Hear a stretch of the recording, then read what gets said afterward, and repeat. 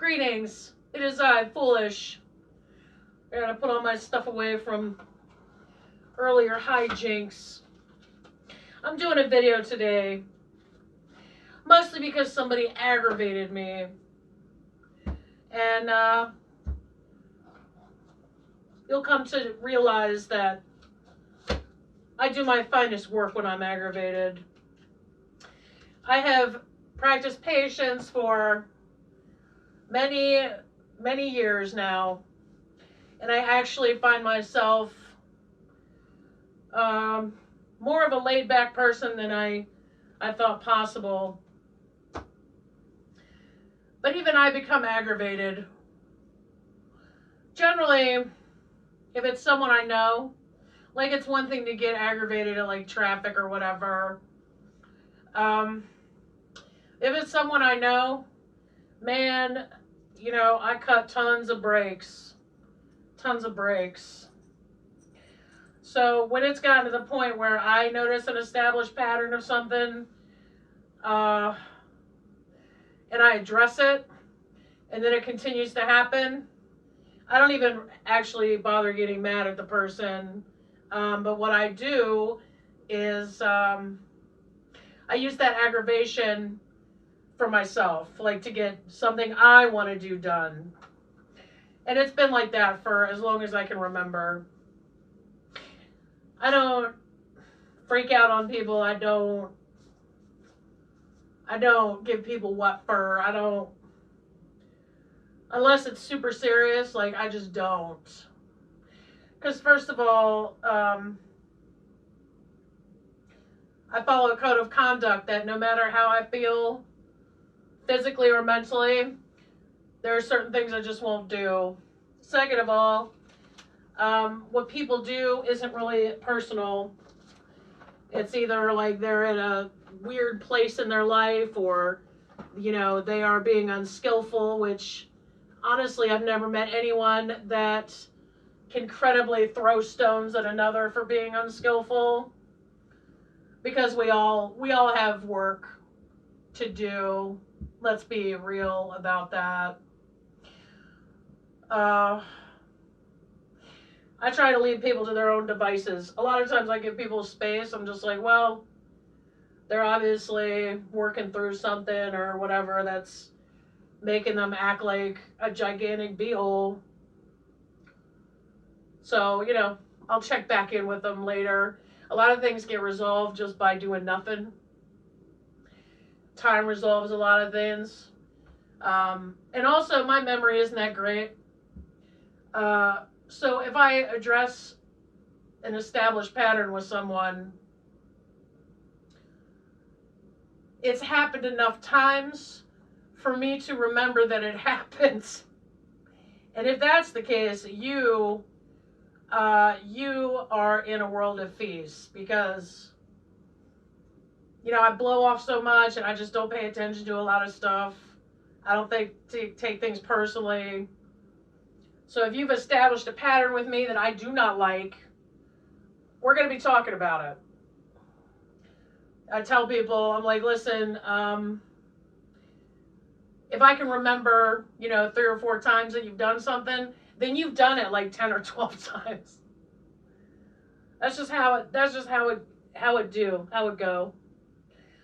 Anyway, in that vein, I'm down here doing what I do anytime I'm aggravated, and that is to use that energy in a way that will benefit me. Because sitting around and being pissed off at someone else, then they're just getting me twice, and I won't do it. Like, I'm too selfish to do that. Even if they're being like a total hateful a-hole to me, I'm just like, man, I'm sorry that you are, you know, you don't respect yourself enough to have some manners and to learn how to address other people properly with some respect or some, you know, adult behavior. So either way I win, because if you follow a code of conduct that says that no matter what is going on with you, you follow these rules about behavior toward other people, then when people have a freak out on you, it's usually something that they're, you know, they're going through. I feel compassion for that, but I also don't feel obligated to sit there and take it. So I like to give people space when that starts to happen. Anyway, I just wanted to explain how I use aggravation, because I don't think a lot of people realize that this is an option. You can get super aggravated by something, and then you can fuel up on it, especially if you don't have a lot of energy, chronic fatigue, blah, blah, blah.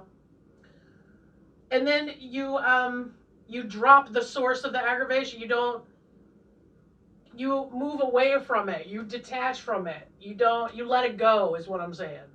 And then you have all this energy that you could use to, I don't know, go to your basement and finally test out a camera that you got like 6 months ago and you've never even messed with, and you're pretty sure it's crap, but you want to verify that. Or, hey, you know, maybe mess around a little bit on a video with maybe the playing cards that you've gotten and you started reading with. Why don't we do that? Why don't we do that? And of course, I've done the same thing with playing cards as I've done with the tarot decks. I'm just collecting them. I'm basically a bag lady, but with like tools of divination. That's basically what's happening. This is going to be the creepiest episode of Hoarders ever. Okay? Ever. Let's just do it. For fun, let's just do it. Because I'm aggravated. I'm testing lighting. Still trying to figure that out. As always. Like, when is that not the case? Seeing if this fluorescent light is going to work. I'm running my mouth. And we got time, baby. We got time. We got nothing but time. And these cards feel super small. Let's just do 8 of clubs. 9, 10, 10. Sorry. I can't read. 10 of clubs. These are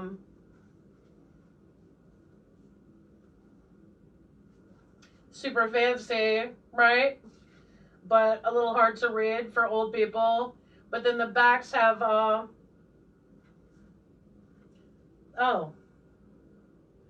the backs have skulls on them, and I know you can't see that, and maybe I'll take a picture of it later. I love these. Oh, you know what's really fun though is we're not going to use this deck. Because look, it flipped out, but I didn't even notice. We can't do this. Let's get another deck. Luckily, Divination Hoarder is on the case. Something we can read. Let's see what you got, mister.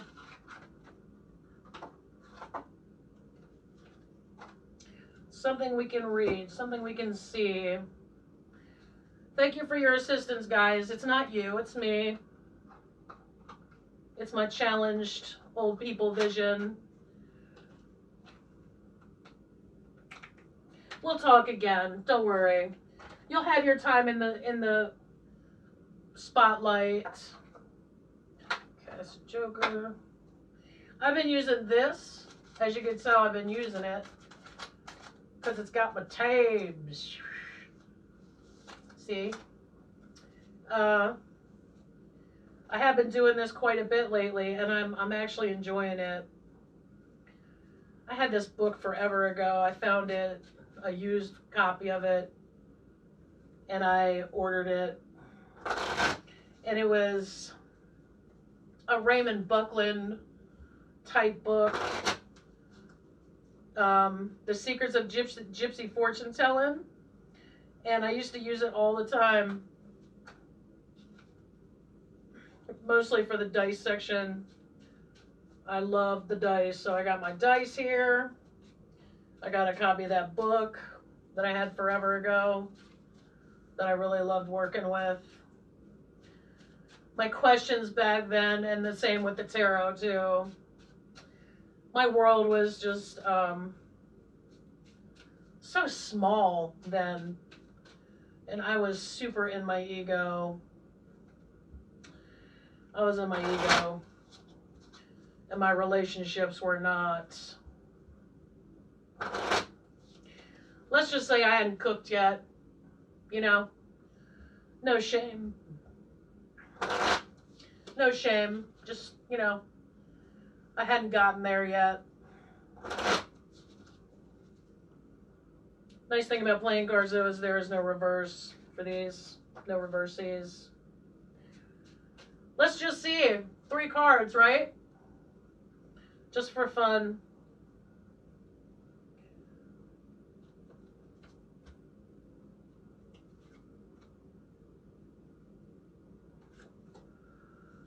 King of Spades, 5 of Spades, 4 of Diamonds. Now this book is organized by value. So it's not by suit. And I like this book because it's got stories that go with it to help you learn. But I'm not going to read the full story. I'll just get right to the meat of it. Tradition has its place, but in the hands of a large institutions or authorities, it rarely allows for a lot of individual freedom. The folly of the very powerful sovereign card is they can come down on those beneath them with too much force and too little true understanding. This is a card about being oppressed by authority.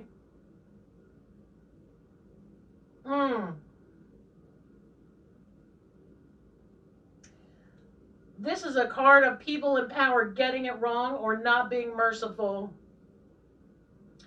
Anything taboo or different could be met with resistance. Anything requiring someone in power to help could face a blockage instead. Well, it's a good thing that I am not counting on anybody in power. But, you know, here's the other nice thing about these readings is at the last paragraph, even for the most challenging cards, it gives you some advice. It doesn't just say, hey, guess what? Everything's all effed up. And basically they got you bent over a barrel, right? The last paragraph in the book for all these cards, it gives you some advice. The sovereign is powerful, but so are you. Gather friends together and look at other routes for getting to your goal if bureaucracy or institutions block the way.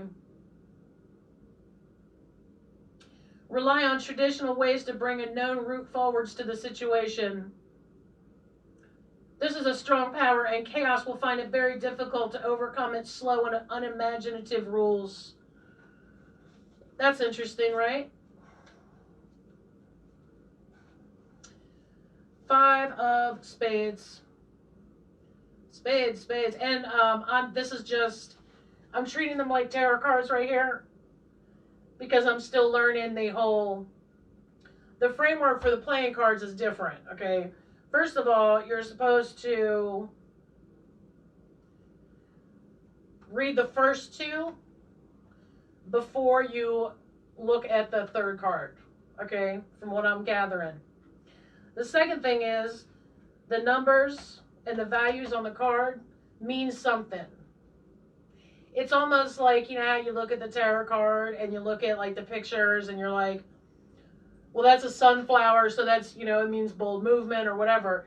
You're doing the same thing, but with the numbers and the letters. 5 of Spades. Acting rashly, dishonorable actions, shame, shame. The The warrior makes change happen. They act and other people have no choice about being affected by those actions. This puts a heavy responsibility on the warrior to be sure that their reasons are the best ones every time. It's not easy to be a warrior in today's society, that's for sure. Opposing others will always cause some to hate you or be afraid of you. I'm okay with either one, honestly. It's one less person I have to shop for. You have one chance, only one ever, to stay on the narrow road where your actions are justified and necessary. If you mess that up, you are done. You become someone who must be kept away from others for the safety of all. I've actually been that person, believe it or not. A number of times. The relevant questions are, can you be trusted by others? Do you make the right choices? That's funny because I was just discussing about how I don't flip out on people because I have a code of conduct. There's a reason why I have a code of conduct. I learned that in a very painful way. But you know, it keeps me out of tons of trouble now. The danger of reputation for the warrior is not that you didn't do enough, it's that you did the wrong thing just once. Anger is an emotion we all feel, but very few of us can deal with it well. We either let it spill out and affect people or turn it inward and damage ourselves. Acknowledge that it exists and don't be frightened by that. Look at why it exists, what your body and mind are telling you to be afraid of or to confront, but then move on to the next stage without the loss of control that anger can bring. That's what I said right before I picked these cards. The warrior has to be aware of anger because conflicts that inspire us to make change often cause us to feel anger as well about the unjust or unfair nature of current reality. If we didn't care, we wouldn't be driven to change things. A lot of issues in modern life seem simple, but one mistake that will always ruin a warrior's reputation, regardless of what they are trying to do, is to act in anger. They must be more honorable than that. And this goes on. But the last paragraph. This card means that the situation contains the potential for the person to mess up in such a way that they will appear shameful or dishonorable. They need to look carefully at how they're communicating with people and whether their motivations are the right ones. They should tread carefully and make sure they are beyond reproach. That's right. I don't know who I'm pointing at over there, but I mean, I just kind of went with it. Now, the kings are, let's see. The kings are called the sovereign.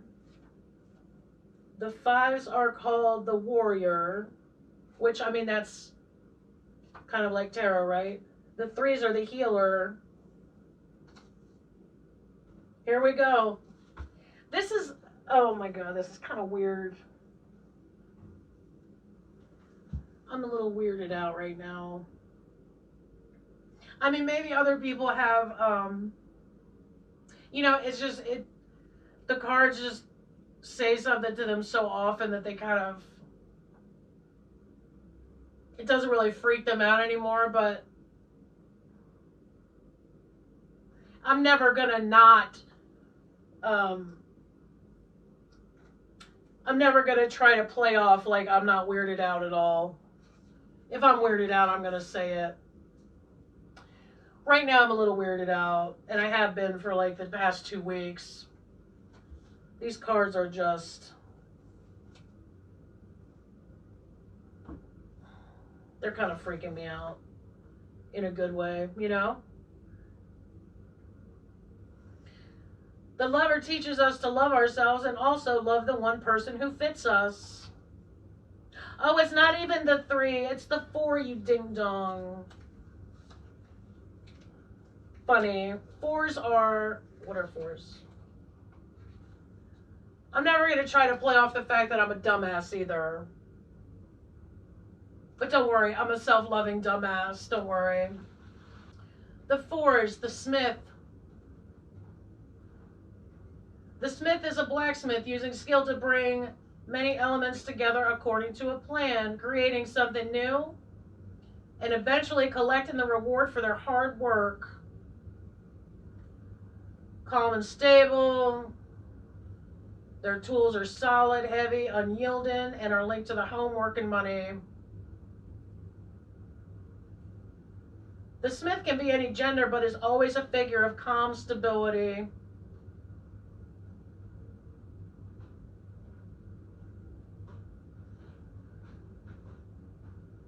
We have moved on from having a good relationship with outside society, from the healer, which are the threes, which this card is not, which we have discovered by looking at it carefully.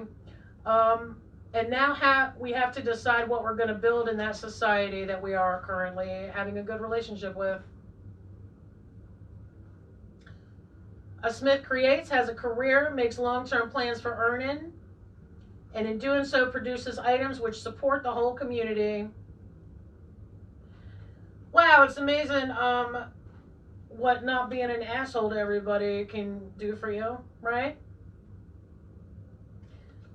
The lessons the role teaches us are of patience, such a difficult task for many of us. The lessons the role teaches are of patience, such a difficult task for many of us. Whatever do you mean? The need to keep learning new things and using our time to create the kind of order we want. Most of all, it teaches us that while work and physical items are important, they're not more important than people. A skill or career is fulfilling and provides good services to others, but objects are just objects. Weird. That's kind of weird. Anyway, that's the kind of, if I have a couple books on how to read playing cards, but honestly, I really love this one. It has stories to help you learn, and it doesn't just get down to the detail of each card, but it shows you the whole framework in which these cards are, you know, connected, and that was really important for me, because I'm trying to get that with the tarot, and I understand the Fool's Journey and all this other, I get that. But there's something, like, I wish this guy would write a book on tarot. And actually, maybe I should see if he ever has, now that I think about it. Because the way that he ties everything together,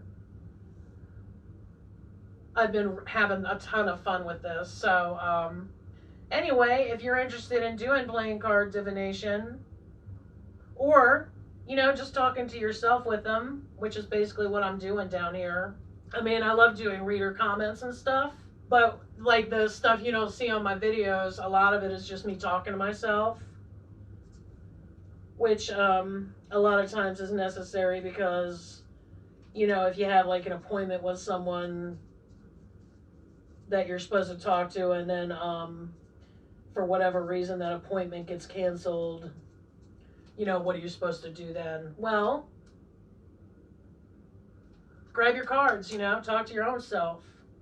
Cards aren't going to cancel an appointment. And even if, like, even if they do, you can always find another deck of cards, right?